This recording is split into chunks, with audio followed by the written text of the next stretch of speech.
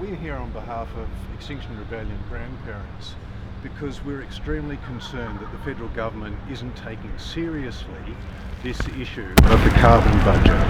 As long as we keep burning oil, gas and coal, we are going to blow our carbon budget. Prince Charles himself said, we've done it for the pandemic, we now need to do it for the planet.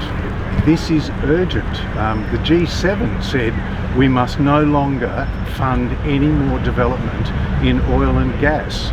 And the IEA, the International Energy Agency, said exactly the same thing. Yet the federal government, and to a lesser extent the state government, have not been willing to do anything. So Extinction Rebellion has taken this action to block the car park so that we can draw public attention to this. We know that 80% of the public want us to go zero by 2030, and yet the federal politicians and the state politicians just aren't listening. Why is it you think that the federal and state politicians aren't doing anything? What's their reasoning? Well, it's clear that they're caught by state capture. Every time there is a decision to be made in the government, they are visited by Woodside, they are visited by Chevron. Donations finish up in the party coffers of both the Liberal Party and the Labor Party.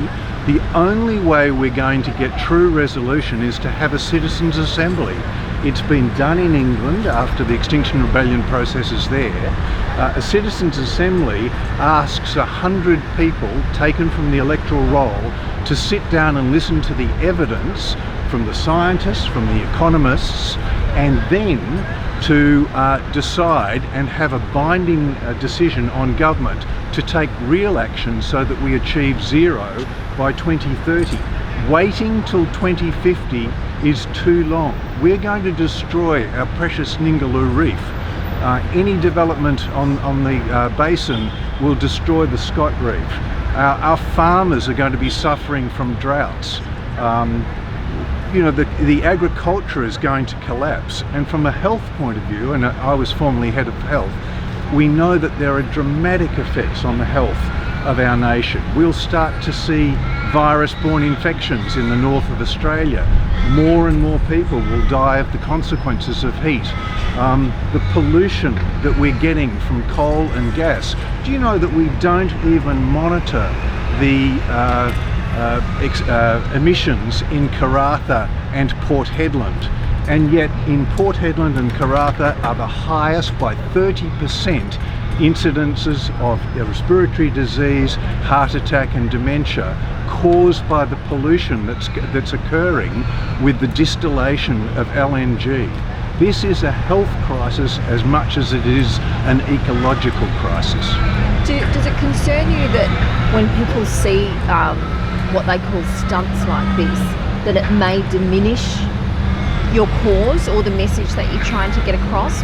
No, we know that the general public actually support our actions. There will always be one or two people that say that we are causing a disturbance, but the disturbance for an hour or so on a Friday morning is nothing of what our grandchildren and your grandchildren are going to experience over the next 50 years unless we do what the G7 have said.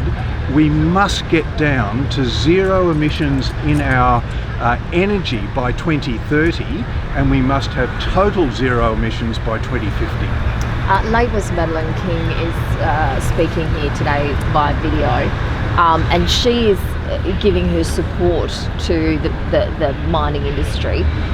Does that disappoint you to learn that Labor's siding with it? It's grossly disappointing, and as the Greens have said in the Senate this morning and in Parliament, we really have got a choice between Tweedledum and Tweedledee. It is only the independents, it is only the Greens that are standing up for our grandchildren's future. And that's why we say politics is broken. Unless we have a citizens' assembly where we, the people, can tell the politicians what to do, we basically are stuffed. Thank you.